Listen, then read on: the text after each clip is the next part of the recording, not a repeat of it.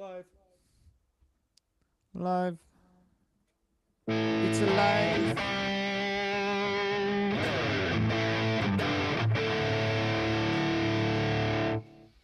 Oh, yeah. Check 1, 2. What up, everybody who's not here yet, but soon they will be pouring in. Oh, it looks like I got audio. I was waiting for my live stream on the thing here. It's got a little bit of latency on it, but I have audio, so I should be good. And it sounds nice and crisp and clear. Yeah. Crispy, baby. All right. Yeah, I did a lot of testing back and forth before we did all this to see if I could fix these dastardly audio issues. I've yet to get a guitar, but I will get one in just a second. But in the meantime, welcome to OnlyFrets. My name's Jonathan. My name's Sean, and we are live from your mom's house. Same time, same place, every week. Let's roll that intro. You're live in 3, 2, 1.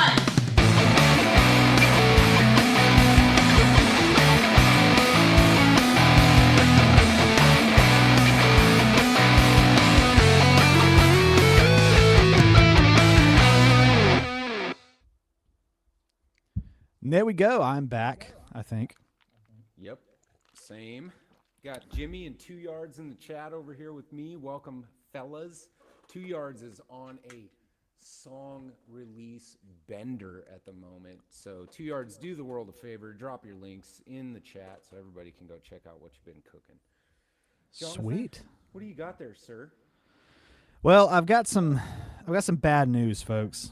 If you ever decide to leave your Les Paul in your pocket when you put it in the dryer, that might happen to it.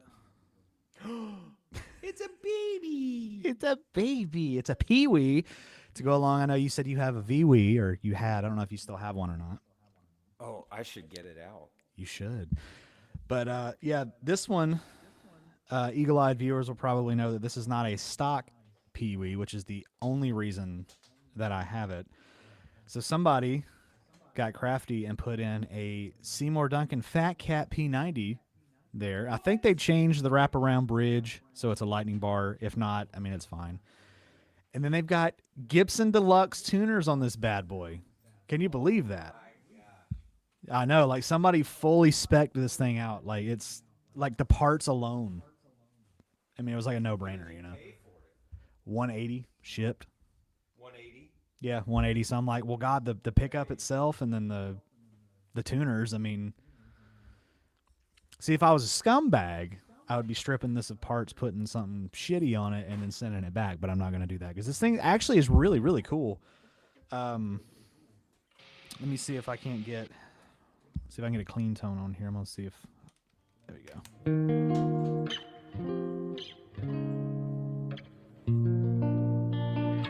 It's probably slightly out of tune, as is the way. Sure. But it is tuned to G standard. Have to. Yeah.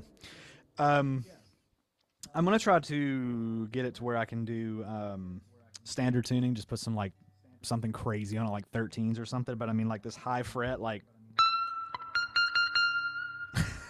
those, like, extremely high bends. And even with the P90 in it, I mean...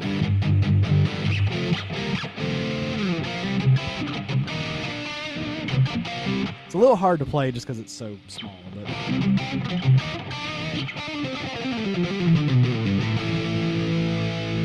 but it's super, super fun, and I mean it was worth every penny.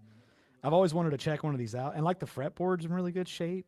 I mean, it looks like somebody got this and like really took care of it. Like it's insane. That's awesome. And then I thought of you when I bought it because I was like, I know he's got his little Pee-wee V over there, which I'm slightly jealous that you have the V. I'll be honest with you. I will, I'm trying to tune it right now, but I will go into, so this also is very non-stock. This is a added feature here. Oh wait, no, this came on it, but we have Planet Wave locking tuners. Oh, nice. And this is actually not nearly as nice of a pickup as yours, but this is a Wilkinson humbucking bridge, Hey, Wilkinson, and then they make nice pickups. we put on this pick guard just for funsies. My dad and I bought this for my oldest when he was very young, and we kind of customized it, had some fun or whatever. But they're super cool for kids and adults alike. It's just I mean, and they're funny to look like. I mean, we're both probably about the same. I think you might be slightly taller than I am because that looks absolutely tiny on you. I mean, it looks ridiculously small. On me, maybe not so much, but I mean, they're only like 19 and a half inches. I mean, they're very, very short. right. There we go. Not in tune, but I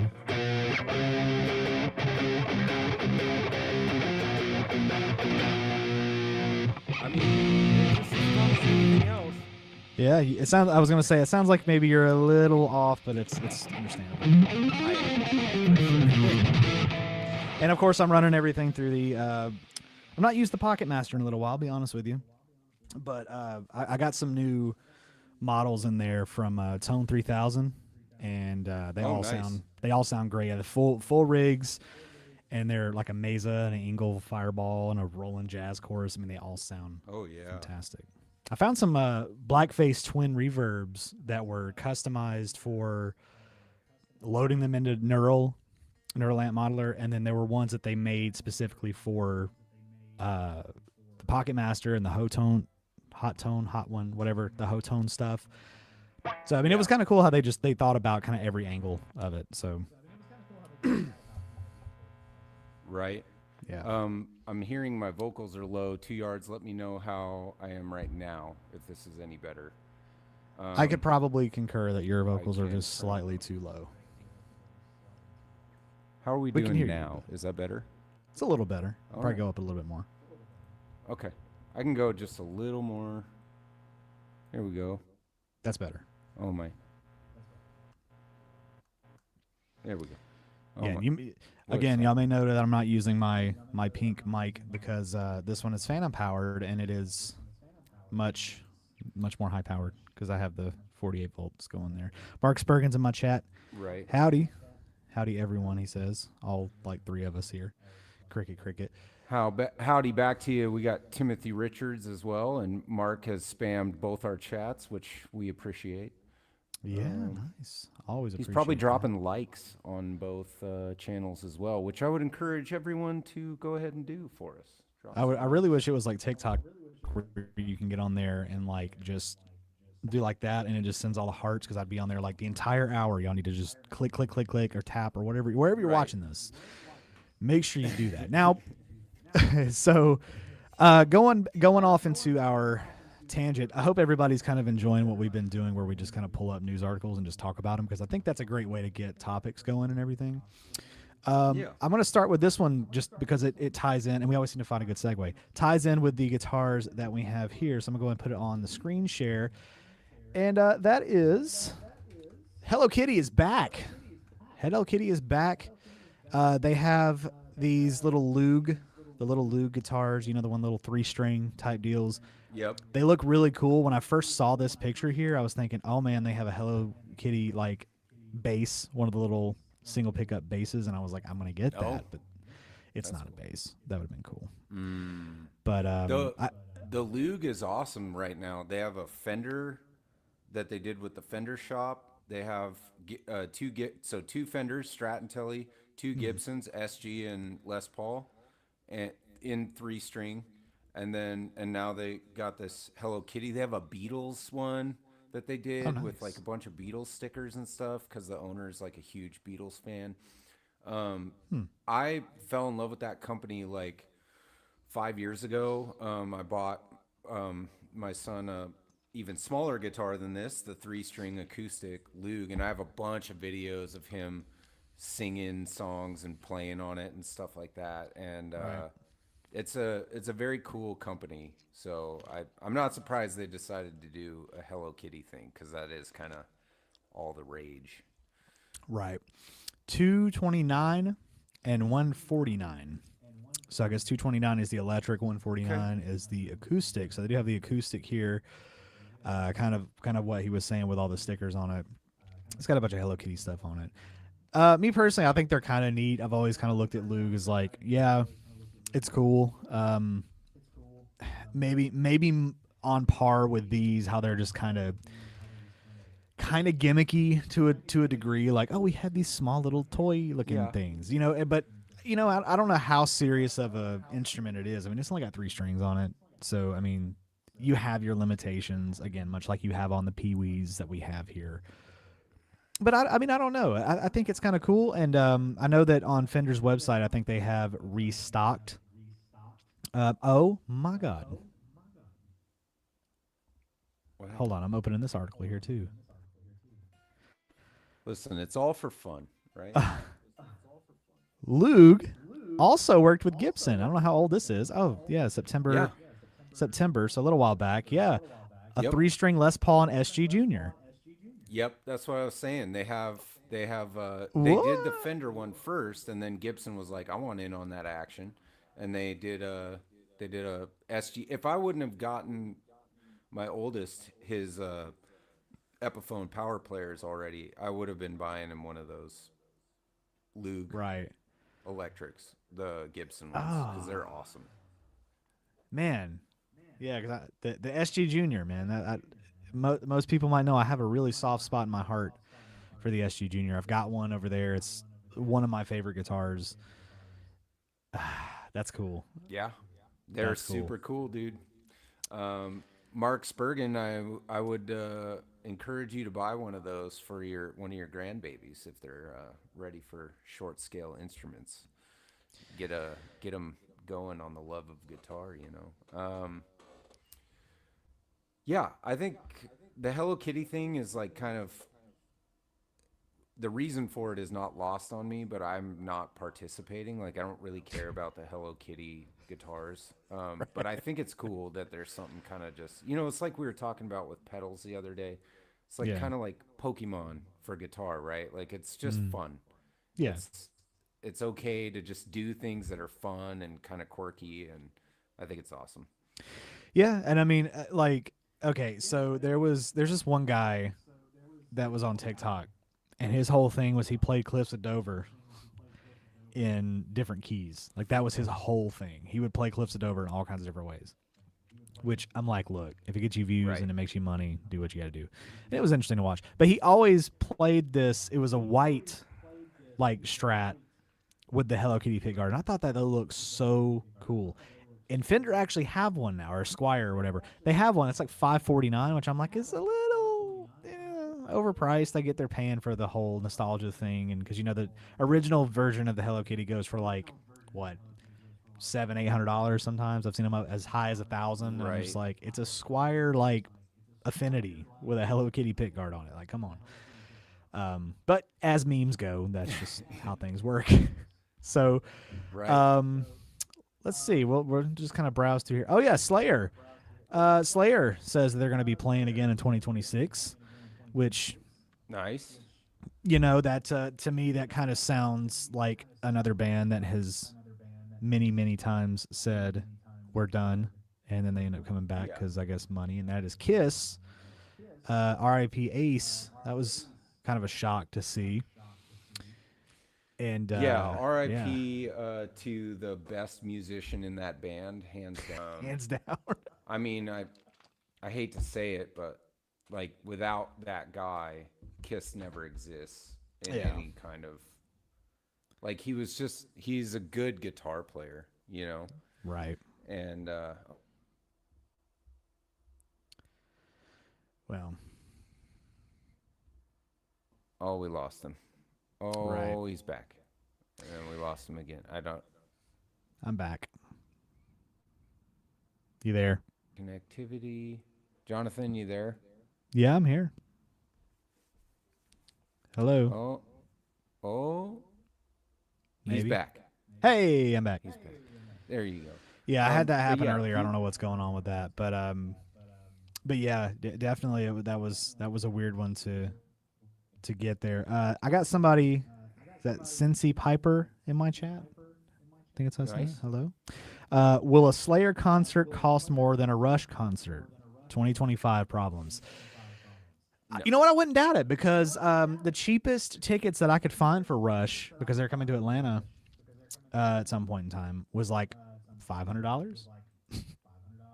So, Good yeah, I Lord. was like, look, I wish, because I've never seen Rush. Obviously, Rush is not going to be, it's not Rush without Neil Peart, but the drummer that they found, that girl can play drums. Like, she is crazy. The influence that you hear from her band, I forget the name of her band. I mean, it's straight up just her being Neil Peart. It's crazy. She's great. But I wouldn't doubt that a Slayer concert would probably cost about the same as the Rush concert. I mean, they're on their own kind of level. But it's interesting to think about because I would say they'd be less than Rush. Just Oh, yeah. Slayer is obviously up there in the echelon of metal music. So I think metalheads everywhere will be willing to pay a premium for those tickets, but I don't think they have the coverage that say Rush does.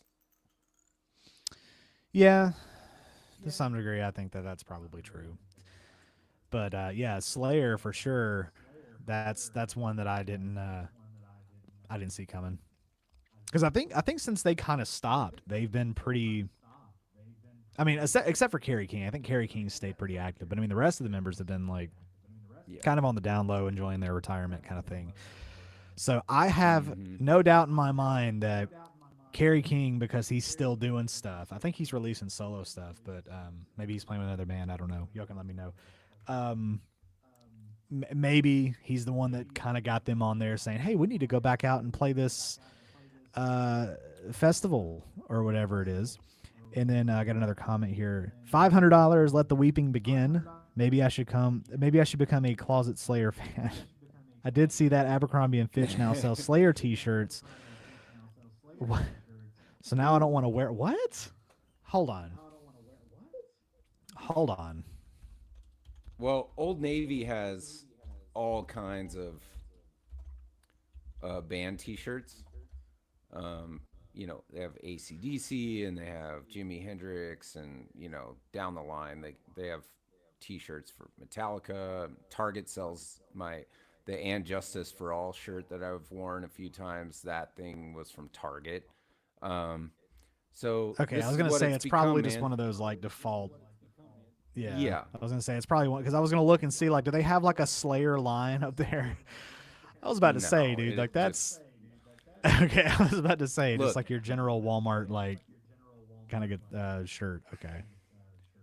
When's the last time you could afford a band T-shirt at a concert? They're $15 all day long at Target, and oh yeah, to me, it's just like they're doing us millennials a service by I understand where who'd you say it was in your chat? Cincy Piper. All right, Cincy, I totally understand where they're coming from. To me, it's a net good for the world that these mainstream stores sell Slayer t-shirts and Metallica t-shirts and Jimi Hendrix and Fender, and like I like band t-shirts a lot. But I bought a Nick Perry t-shirt the other day and it was $30 or $40, which is cool. I'm happy to give an artist that I want to support my money. Right. But at the same time, it's like, but my freaking Pink Floyd t-shirts cost $15. Yeah, I mean it's a rock and a hard place too. I don't know how many times I've said that this week, but is that the Chibson of t-shirts, by the way? Is if you buy a band t-shirt at Target, that's like Target the or Chibson. Walmart. Yeah. I don't know because it's almost like, I mean, you kind of hear the meme of like you see somebody that is like obviously way too young to have listened to like Nirvana or something. Like you see the Nirvana shirts everywhere, and then it's Name name three three songs. songs. There you go. Yeah. I said it at the same time. It is funny. And it's like, look, you know, I get it if you don't listen to them and you just like the logo or you like the whatever. Yeah. That's fine. Realistically, I think if you're wearing something like that, you probably know at least their biggest hit. Yeah. Right. Right. But I like agree. me, I'm like, look, if that's what you want to buy, to me, I don't ever really criticize people on what they buy. But you know, people could be buying worse, I guess. You know. But yeah, I don't. watched a IG or a TikTok with a couple of guys who are into like 80s metal. Like they wear the makeup and stuff, and they're all jack dudes, and they have a bunch of guitars and stuff. And I think they're pretty good of it. But they did a TikTok about the name 3 songs thing, and they're like, look, you can be a dick basically if you want about.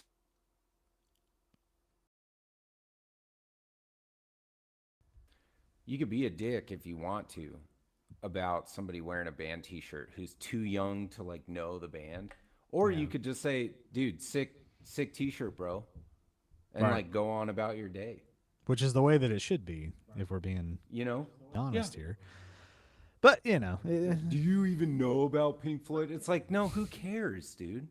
Like, it's a cool t-shirt. Tell the kid, sick shirt. And they're like, oh, yeah, I just bought it at Target. Be like, dude, have you ever listened to them? And they'll be like, no. And you'll be like, you should. And then like encourage them. Exactly. Share a Spotify playlist with them. Yeah. Right. Fucking get them into it, because if they're good enough to be on a t-shirt sold at Target or Walmart, that means that kid will probably like their music. Like, probably. hands down. Well, then everybody listens to Nirvana too, like, and they're like, Kurt Cobain was a genius. And it's like, not really. I mean, he was okay. We've talked about this before, but the original Rolling Stones 100 greatest guitarists of all time article, which just had everybody pissed off, for rightly so. They botched that. But Kurt Cobain was number 13, and I believe he was 2 ahead of Eddie Van Halen. something like that. And that was insane. And what I said at the time, I remember being mad about it, was that Kurt Cobain, if you wanted to put him top 20 for songwriting or influence, I would say influence. You've got me there. And his songwriting was I've watched people break it down. He was a huge Beatles fan, so the way he wrote songs was very like excuse me, Paul McCartney like, in his chord structures and where his changes took place and stuff. It was a lot more intricate than your ear would allow you to pick up on necessarily. Right. So I'll give him all the credit in the world for songwriting and for influence and creativity and all of the things. But we're talking greatest guitarists of all time. He's a worse guitar player than I am at this point. Like, I could think of one reason why. He wasn't good. He is. He wasn't good at guitar. He was great at writing songs, and his vocals were awesome. Like, have you ever listened to him where they strip away the music and they do a cappella? Yeah. No, I've heard all that. I mean, like, he had a unique voice. I mean, powerful. To me, yeah. I mean, to me, Nirvana just, I don't know if it's just because I've heard Heart-Shaped Box and Smells Like Teen Spirit and just like In Bloom. I've heard like all the same songs over and over and over and over. Yeah. I mean, it's just like, you just like, okay, it's like Enter Sandman. The song holds up. Metallica obviously not Nirvana, but you know what I'm saying. But like, the song holds up, still a great song, but it's just like, I never want to hear it again.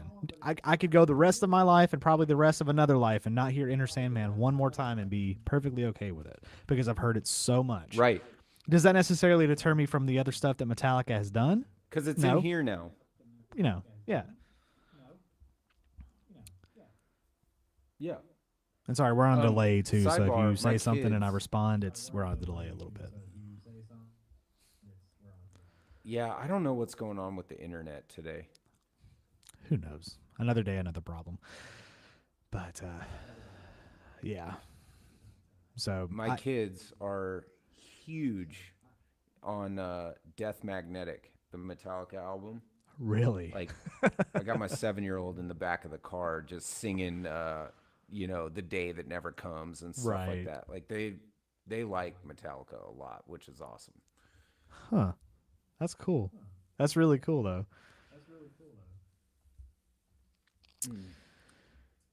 Let's see what else we got here.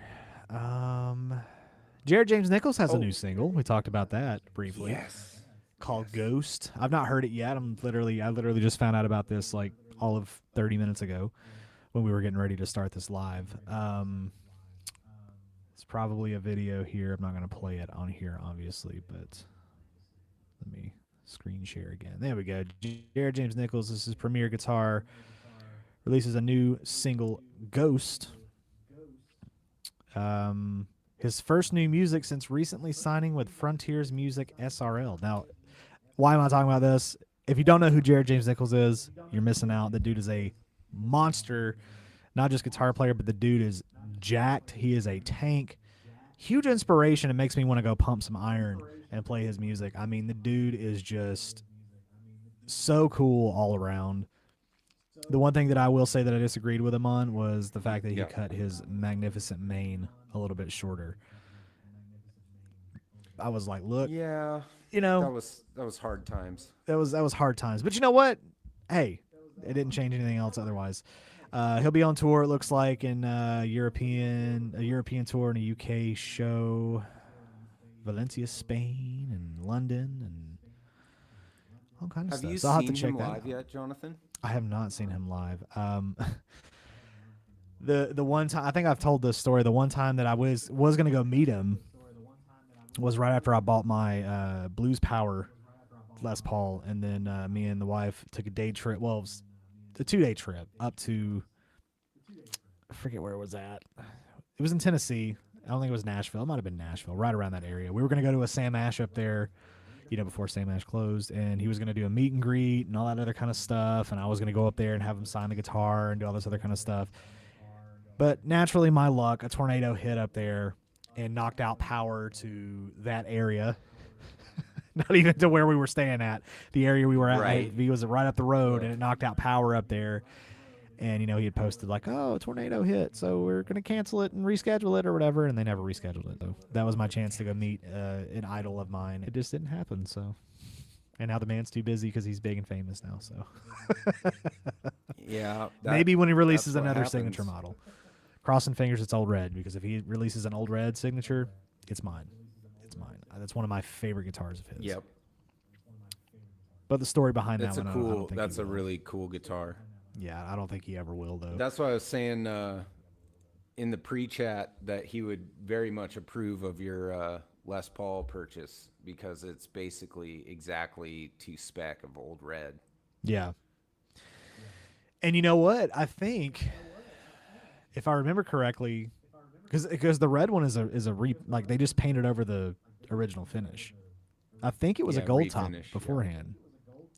So I think underneath it, it's still gold, and I I'm think like, you're right. I'm like, should I take it and paint it red? Do like you did? I mean, Do I it's do it? yours to do with what you wish, sir. Yeah. I don't know. I probably I forgot. wouldn't do that. Jimmy just said.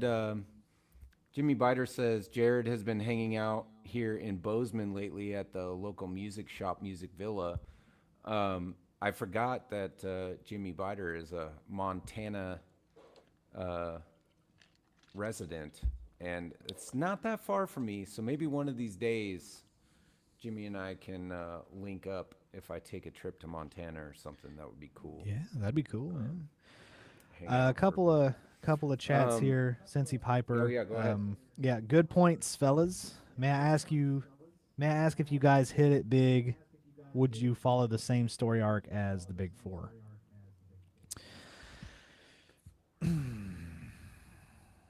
I don't know, because that's a story that's already been told, I think. If that makes Yeah. sense. Like I would try to maybe do things a little bit different because you kind of look at how they kind of obviously they're still relevant to some degree. And I don't know. That's a good question. That's something to actually ponder. And then also says, "Oh, if I could have a JJN Epi, I would be done buying guitars." Yeah, it's one of those like it's really all you need kind of guitars. I don't have any of mine anymore because I've just kind of sadly need to fuel content for the channel. But I do want to get one of them back at some point, I think, and hold on to it. So One of the JJN signatures. yeah, as much as I like Old Glory, the black one, I kind of have a soft spot in my heart for Gold Glory for some reason. Blues Power was good. It's the exact same thing as Gold Glory. It feels exactly the same. The finish and everything's the same. I just don't know if I really care for the silencer pickup too much. I just kind of prefer like a real P90. It's just me. But P90. I get it. Yeah. I get why it exists. I mean, he's out there playing those big shows with the big amps and the lights and all the electronic stuff. I'm sure it causes a lot of problems. But anyway. What else we got here? I'm gonna go ahead and find something else. If you want to talk, go ahead. I've been rambling, so you talk if you have to. Yeah, I was gonna touch on something that Mark brought up early in the chat, which is that JHS Pedals has a 50% off sale on all of their fuzz. Can't remember the line. Maybe Mark can help me in the chat, but a line of fuzz pedals. I'm pulling it up right now. It's the final sale of the, what are these called? Legends of Fuzz line. And they have, looks like they're sold out of a couple, but they have a Supreme 1972 Japanese style fuzz, the 69 London called the Smiley, the Crimson, the Berkeley, the Plug-in. So they just have a whole bunch of fuzz pedals right now that are Nice. On sale for $90, which is pretty good for a JHS product, and I'm going to explain why shortly. They also have 2 limited edition colorways for the Nauticlon right now that are super 90s inspired, really cool. One of them's like a Saved by the Bell colorway, and the other one is it's awesome. And That's then cool. the other one's like a splatter paint kind of deal, and they're both really cool looking. So I just wanted to talk about my experience with JHS at the moment. So Yeah, absolutely. I bought their overdrive preamp pedal, which is like the ODR style. So like the yellow and black drive pedal that everyone loves. And I got it. I love it. It like the tone. Here's hang on. Let me demo it real quick.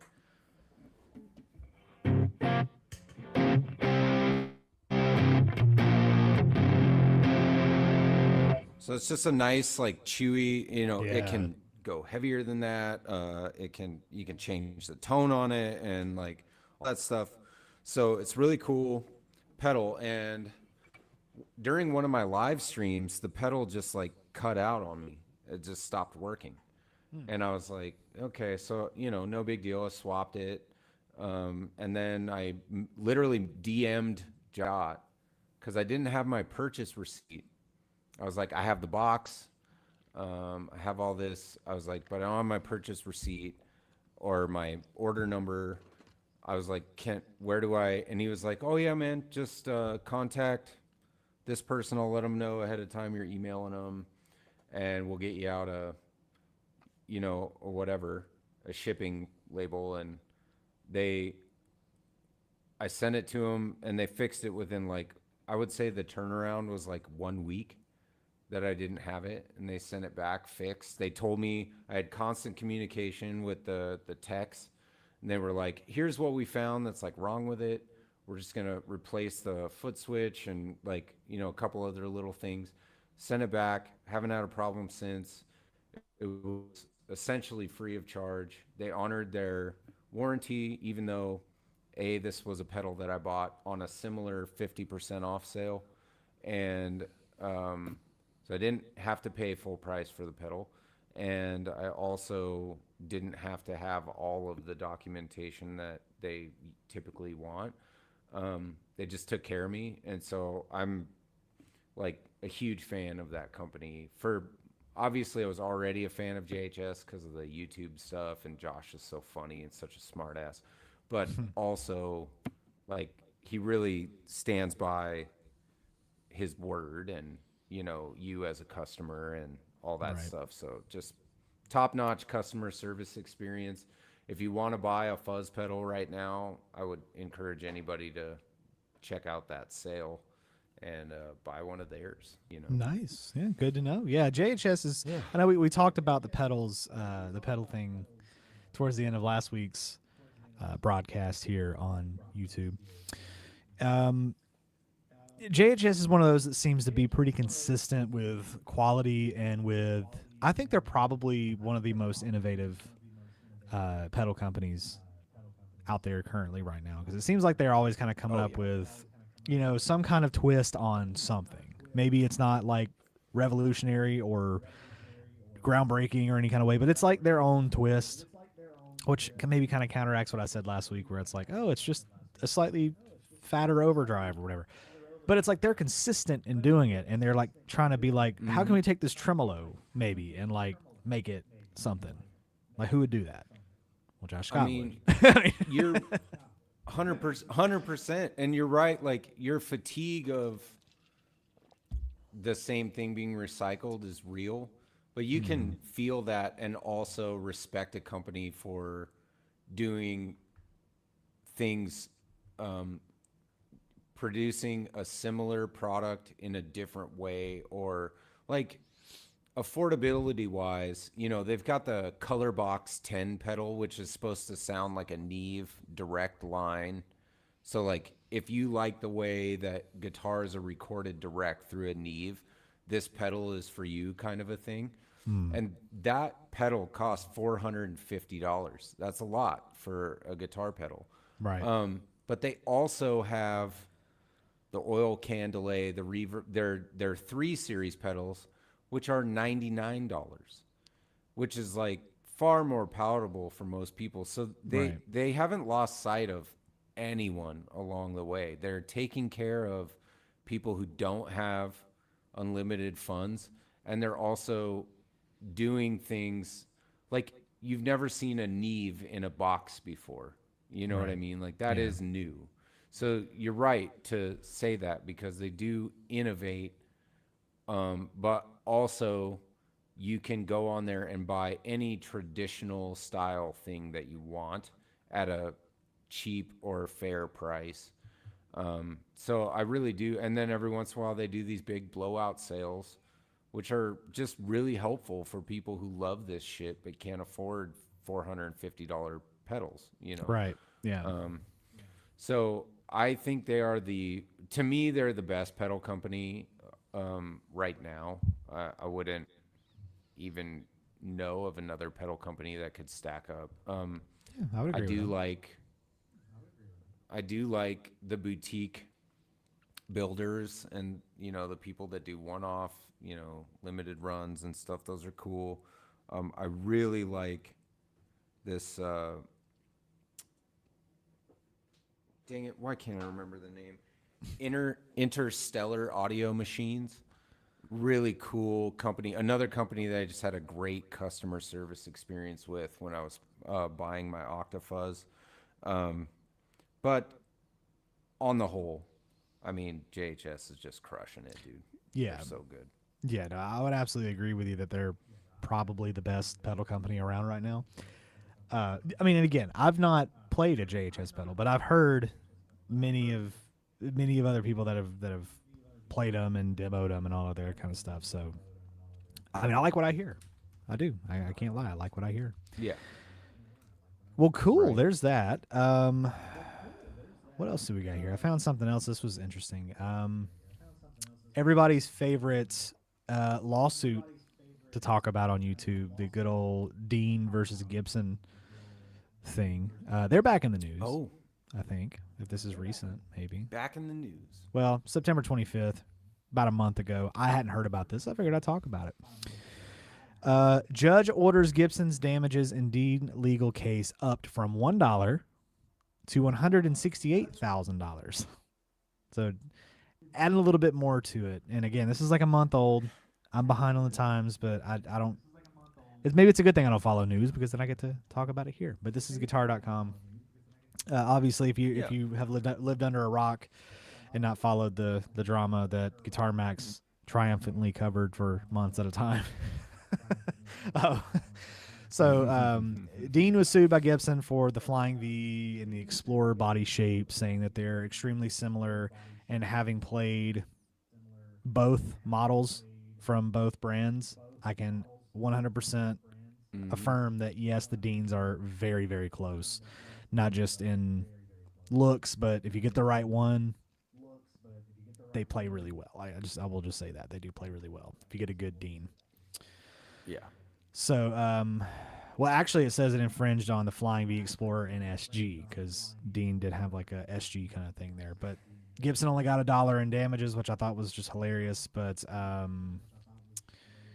it says increase the award. The judge in the case increased the award, ruling that Armadillo Distribution Enterprises Inc., which is Dean's parent company, will have to pay Gibson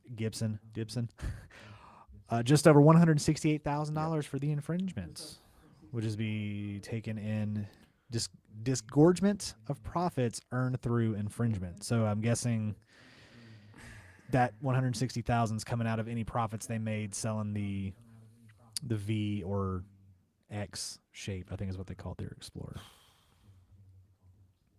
Bro. So Okay, interesting. hold on. So here's where I get lost on this whole thing, and this is where like my respect for Gibson dwindles in this area in particular. Like, there are so many companies doing copies and not getting sued by Gibson. Yep. Big companies, Rock and Roll Relics. There's, Thomann, and that maybe because they're in Germany, they're free of, whatever. But like, I mean, you've got Guitars Garden, like you've got the Chipsons out there. Like, there's so many companies doing these things. Claudio Sanchez's guitar that we just talked about, the Jackhammer, he literally said in the promo that it's based on an Explorer and an SG. Like, why do they hate Dean so much? But here's the thing. Based on a practically one-to-one copy of something is kind of where I see where Gibson had an argument, but I also agree with the fact that, hey, Dean was doing this for like 30 years before you guys said anything or whatever it was. Like, they were doing it for decades before Gibson said, hey, that's not right. So it's like you saw them doing it. You just didn't do anything about it 20, 30 years ago or whatever. Because, again, if you look at a Dean V, maybe let's just say one of the ones that are truly, I don't know if they've changed anything now, but one of the ones that are truly copyright infringed versus a Gibson V, they're very, very similar in just about every regard. They look the same. I think they're about the same thickness. They've got the little like V-looking thing down here where the strings go through the body. And again, I've owned a couple of the Dean Vs. I'm not showing any on the channel, but I mean, I've owned a couple of the Dean Vs, and I've owned a Gibson V, and they're really close. They really are. They're really, really close. Yeah. I've had an Epiphone Explorer. I've played an '80s Gibson Explorer a long, long time ago, and I still dream about that thing. I think it's awesome. Like a real '80s Gibson Explorer. But Yeah. the Dean Explorers, I mean, even then, they look really, really good. And you would have a hard time. You would be hard pressed if someone held one of them up and went like this. Well, they would probably have to go like this for the Dean because they're so freaking massive. You would be forgiven if you thought that the Dean was a Gibson in some cases. And I get it. I get both sides of it. But It's isn't a that just mess. a quality thing? Like, they... Yeah.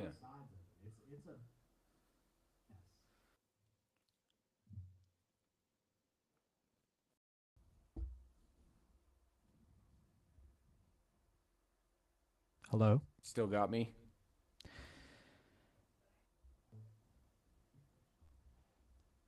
Hello. Hello? Hi. We good? I guess we're as good as we're gonna get. We finally fixed the audio issue, and now we're having connectivity. It's got to be something. It's something every time. Anyway, Technical difficulties. exactly. So what was your point after I got done with my little rant there? I was gonna say, it does just seem like Dean just made a quality instrument, and because of the the high as good as theirs, Probably. I wouldn't know why Dean would stick out from any of the other Tokai or freaking, Love Rock or like any other builder that's making a high quality Gibson product or Gibson style product. It's like, but they only go after Dean. So I think it's personal between the Oh, yeah. ownership group. Oh yeah. And I would almost guarantee you that like the owner of Dean like bullied the CEO of Gibson back in the day or something. Like there wouldn't has to doubt be it. something personal for that to be a thing. I mean, look at like Heritage is like making custom shop like relic Gibson style guitars with no lawsuit because their headstock's different and the headstock was different on the Dean. So what are we doing? Like I don't get it. Yeah, and that's what I said. There's still those parts where I look at it and I'm like, why is this still even a thing? Again, the article that I read was a month old, but it shouldn't have even been a month ago. We were talking about this because I figured it was settled, But I don't know. It's I don't know. For me to just say it's between both, and I kind of see both sides. Like I get it, but yeah, it's drug out for way longer, and I think that there is a personal aspect in there. What that personal aspect is that's dragging it out, I don't know. But I do think that Gibson is very much in the wrong for even bringing the lawsuit out, regardless in the first place. Because like you said, Heritage, I mean, and to me, I understand Heritage and Gibson probably have some kind of agreement in place, and they're just different enough Yeah. to avoid, and that's kind of where like LTD, look at LTD or ESP, they make an SG body, but it's like more offset, With that. right? Yep. So like they can kind of get away with that. So, or even like the Eclipse, the Eclipse is a thinner body and it's more like a pointy horn down here and stuff. So that's kind of where I go to say like with the, and I don't know about the SGs with Dean, but I know for a fact that's where I go back and say that the V's and the Explorers were pretty much dead copies of Gibson. So I kind of see where they have the point. But again, because they waited so long, that's kind of where I'm like, y'all you shouldn't have said anything. You should just not have done anything. Took your beating and released the Theodora because you found it on Ted McCarty's desk or whatever. Yeah, the Theodore. We see how well that played out. I just, and that's the other thing too. Why didn't Relish go sue Gibson over the Theodore? Like, because Right. they came up with some story about an old drawing that they forged to make it seem like, like somebody else created it back in the day. Like, whatever. Like, you made a Relish style instrument and tried to pawn it off as your own. I think that's just a thing where it's like they have consistently not taken the high road. Mm-hmm. And like Marshall here in my chat is saying like Fender could sue every manufacturer aside from Gibson and they don't. And that absolutely, is yeah. a very great point. Like they take the high, they're like, look, like my yacht is big enough, Mm-hmm. Like how big does your yacht have to be if you're Gibson? I don't understand Bigger the than the other bravado guy's of yacht. doing that. Like, yeah, it's just ridiculous, dude. Right. We're all over it. Okay, we don't need you, Gibson, to do this for us. Okay, Yeah. you're not doing it for us. Like we don't care. Right. Yeah. It's just wild. Let's see. Going on to where was it that I saw too? Because this kind of gave me a little shiver down my spine too. So we talked about Jared James Nichols releasing a single.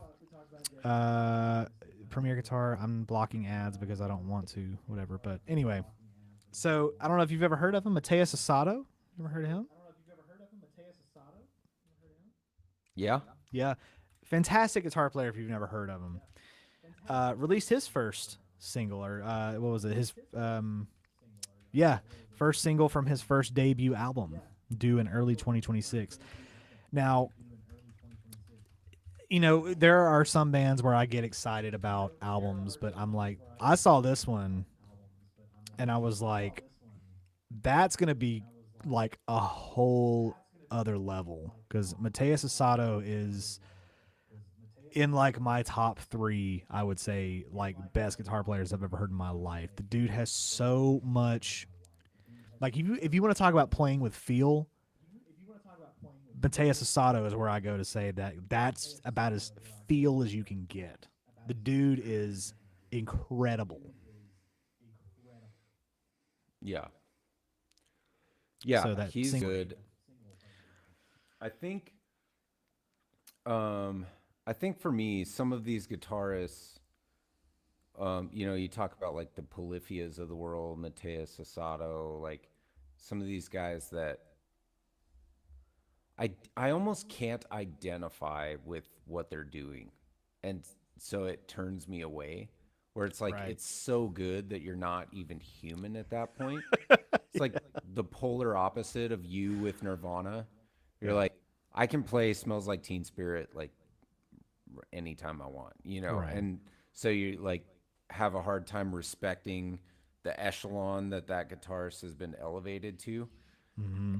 In the same breath, I can see a guitarist that is so good that I almost can't even listen to it without feeling bad about myself.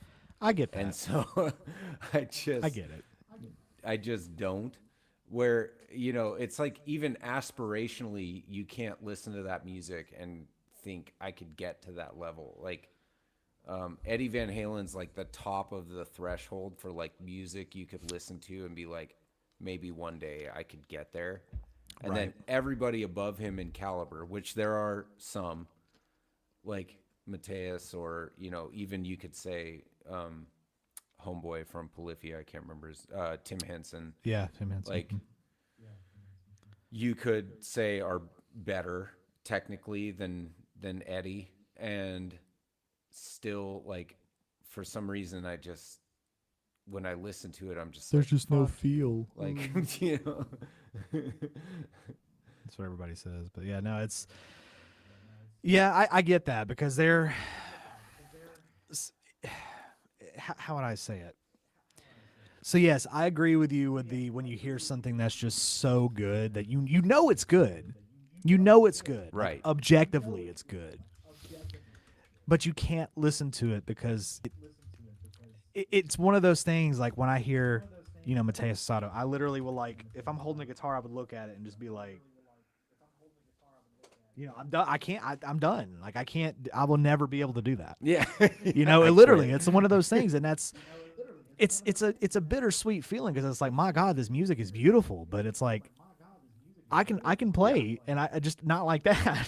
So how will I ever make it in the industry if I was going to go for that, when that's my competition, But and again, I know it's not a competition. If anything, it's a competition for you to get streams or to get people to buy, or to listen to your music. It's just who you can get it in front of. It's not necessarily I need to be better than him because my life depends on it, or I'm going to win a trophy or whatever. To some degree, there's that aspect, but to me, at the end of the day, music is art, and art is not a competition unless you are in an art competition. But generally speaking, it's not a competitive thing. I can make, like, you look at Buckethead. This is a good example. The man has a massive discography. But I think even his fans, his most hardcore fans, probably don't know his entire discography or like everything that he's done or whatever. And it's like, but he's amazing. He's an amazing guitar player. But he's the same kind of I don't know. It's one of those things where it's like when you, like I said, I agree. When you hear that, you're just like, I'm done. I just can't do it. Then you get over it quickly because guitar playing is the best thing in the world. Yeah. Sorry, I went on a tangent there. My mind was going a million miles a minute. 2 yard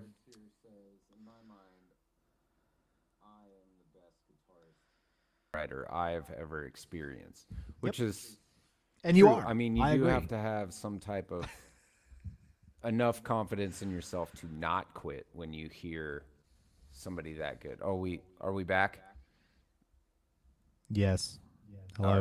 right. There you go. You do have to have confidence enough in yourself, or just love playing music enough to not care whether or not somebody else is like way beyond your. It's like my experience. We talk about him a lot on the show, but Robert Baker being the only experience I've had with taking guitar lessons, really, I always go back to that because it's my example of how I've learned, actually sat down and learned to play guitar. But like he's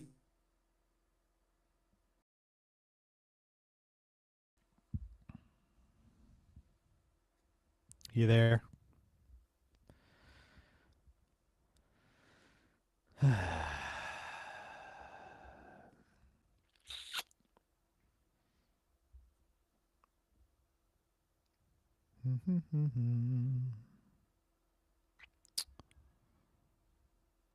Okay. Well,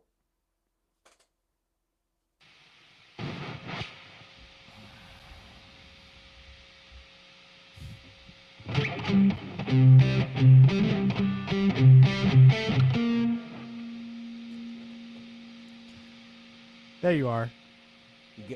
you got me. Yeah, I was just kind of wheedling away over here. Shred it up. I don't know. Anyway, I was just kind of fiddling around. But anyway, so you said that Robert Baker, he's the only experience you have with guitar lessons, and that you keep going back to him because it's whatever. Yeah, he's so good that it could easily be discouraging to not like continue.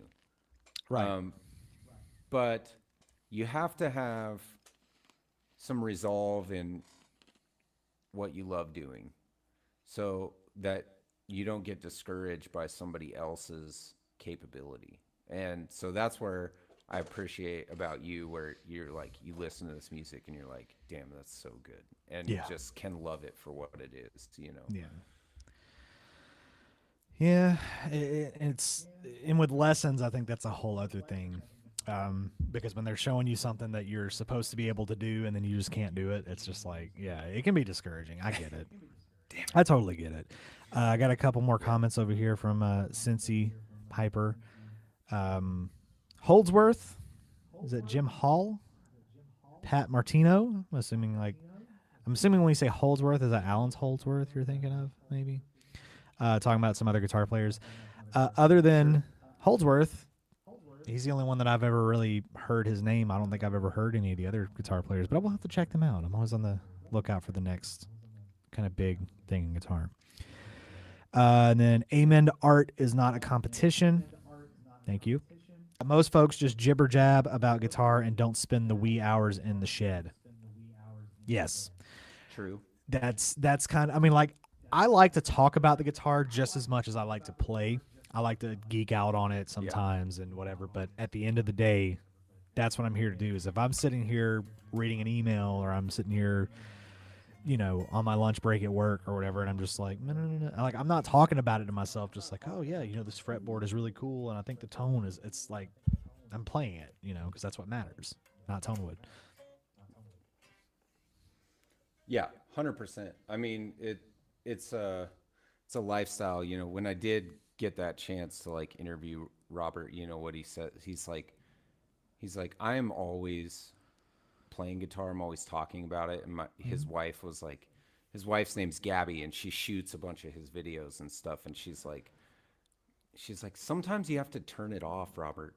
Like, Yeah, that's how my wife is. Some time where you're not, and it's like he can't, because it's all he thinks about. And I think most people in our realm are like that. Like it's Yeah. just all about guitar all the time, and it's awesome because guitar is fucking awesome. It is, and that's something I have to do that with my wife too. Like when I got my custom shop, like that was all I wanted to talk about for like 2 days. And she's just like, yeah, I know everything about it now. Like, you know, we're gonna have dinner here. Like, can we? And I'm just like, yes, I'm sorry, I'm just excited about it. Blah blah blah. You know, Right. and it's like it's one of those things where you just subconsciously sometimes have to be like, I don't want to talk about it. But see, the thing with me is like when I'm just sitting here, like this is where I can get it all out. This is where I can geek out about it and talk about all the stuff, because otherwise I just sit at home and the people that I've already heard about it a million times, the wife and the kids, Yeah. they're supportive. They're like, yeah, that's cool. Like, I'm going here now. But yeah, this is where I can get it all out, and it's one of those. And that's part of the reason I like having a YouTube channel, because I can just sit and talk to a camera, and if people want to listen to it, they can. If they don't, if they get their information out of a video, hey, cool.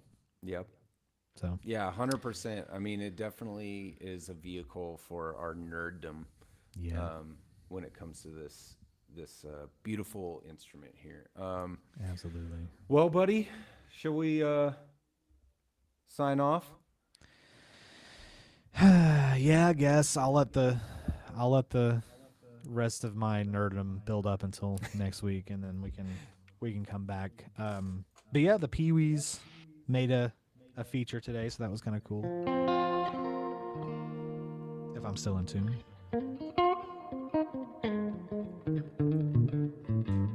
I'm still trying to figure it out, but yeah, Pee-wees are cool. Listen, what I'm get saying. you a tiny guitar. Absolutely.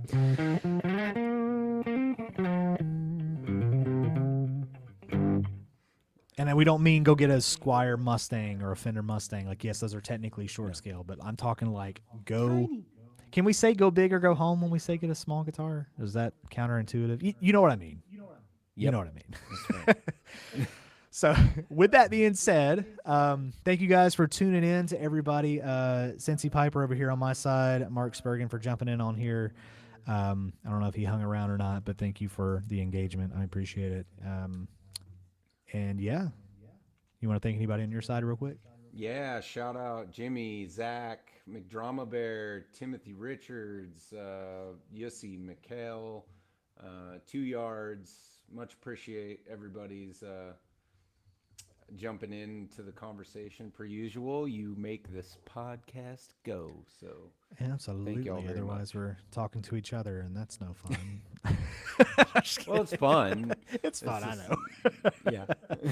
No, but yeah, it's always good to have the interaction. But yeah, same time, same place. Your mother's house next Thursday, 2 p.m. Eastern, 11 a.m. Pacific. This is Only Frets. I'm Jonathan, And I'm Sean. and we will catch you guys next week.